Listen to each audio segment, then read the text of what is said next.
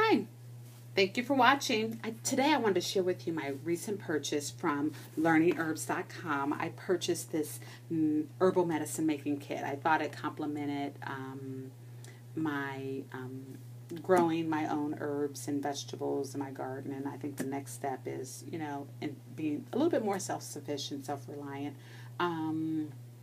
making my own herbal treatments and tinctures. So I purchased this kit, and immediately after purchasing this kit, they email you some information where you can go online and watch some videos. So the first video I watched was one on making an echinacea tincture, and I really like that. You watch the video, the tincture is going to take some while to brew. So I went to Whole Foods and I bought some echinacea leaves, and I put them in this little container. I like these little containers because they stack really well. We have a raisin rack here in our city. I think there's another one in Canton, Ohio. So we have a raisin rack, and they produce these nice little labels for you. And the one thing that I like about raisin rack is you have the first label tells you the contents of your item and, of course, how much it costs for the cashier. But on the back, you have a label that gives you all the nutritional facts about that particular content. I mean, about the content that's in that container. This is sea salt, so there's really no nutritional content that I see. But anyway, I'm making bath salt, so that was the purpose for purchasing this. But I just wanted to share with you. I love those labels. And the contents that are in this container consist of a video. Everything, like I said, once you pay for the kit, you have access to their online videos. Everything that you viewed online, it's on the CD right here. Okay. They also give you the directions. So once you view the video, you can take this in the kitchen with you, and it gives you step-by-step directions on how to make your tinctures, your salve, your tea, or your cough. When you make your tincture, it comes in a bag like this. Okay, it's going to come in a bag like this, and you're going to get a jar like this, and in this jar you're going to put these leaves in this jar, and you're going to have to add alcohol to it.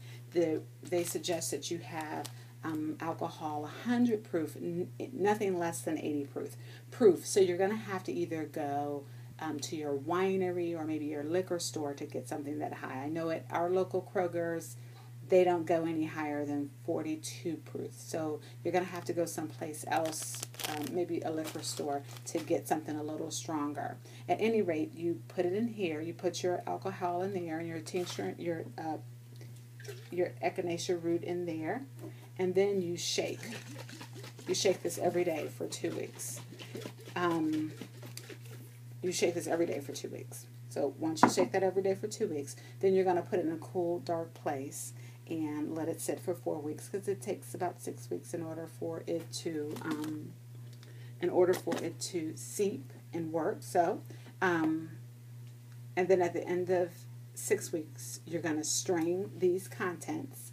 The leaves go into your compost bin. The strained liquid, and they even give you a bag to help with the straining of the liquid. So here's the bag to strain the liquid. You're going to put the strained liquid into these bottles, and then you're going to also put labels on the bottles. I'm really excited about this because we just experienced a power outage where our power was out for 5 days, and you had people that were out for a much longer than that. And we were blessed. We have a generator. We're able to afford to buy the generator as well as the gas to go inside the generator. So we were blessed. But this just made me think about, okay, what would have happened had there been a gas line leak, or like those people in Colorado that had to leave because they had fires. So I want to start on getting a bug out bag, so in the event that we have to evacuate our premises quickly, we will have those things. And the presenter of the kit was talking about how he used these types of things in his first aid kit, and of course you need that you need a first aid kit in your bug out bag. So this is going to help me take it to the next level. He also, the next step is to make your tinctures. I mean, no, I'm sorry, to make a salve. And in your salve, you're going to have some olive oil, and you're going to make an infused oil using these herbs and a cup and a half of olive oil. You're going to put in a double boiler, let it boil for about an hour, and then once it, not at boil, but let it steep for about an hour, because it shouldn't boil at all. So let it steep for about an hour, and then after that, you're going to drain the flowers from the oil. Again, put the flowers in your compost bin. Take your infused oil out of the pot, and then you're going to melt, you're going to clean the pot, and then you're going to melt your beeswax. Once you melt your beeswax, you're going to add your infused oil, your infused oil from this, and your beeswax together. Let it melt again, because it's going to start to solidify. So you're going to melt it so that it's liquid. And then once you have melted that, you are going to, I'll give you additional jars. They give you these jars and tin cans. So you're going to, once that's, you can add lavender oil or lavender essential oil to your mixture, and put your salve in your tin cans. This salve is really nice for bug bites.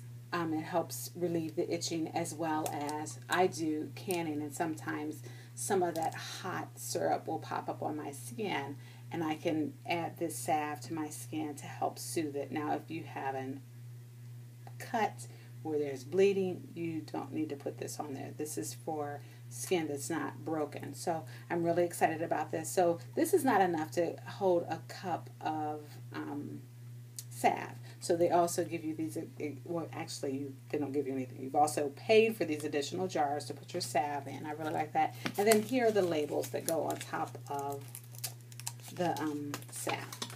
So that's that. And then you have some nettle, and you're supposed to put this in hot water and let it steep overnight for 8 hours, 5 to 8 hours. So when you get up in the morning, actually I think it's 5 hours, but you can let it steep for 8 hours. And then when you get up in the morning, you have this nice nutritional tea, and you strain it. So you strain the tea, put the leaves in your compost bin, and you have a nice nutritional uplifting tea to drink throughout the day.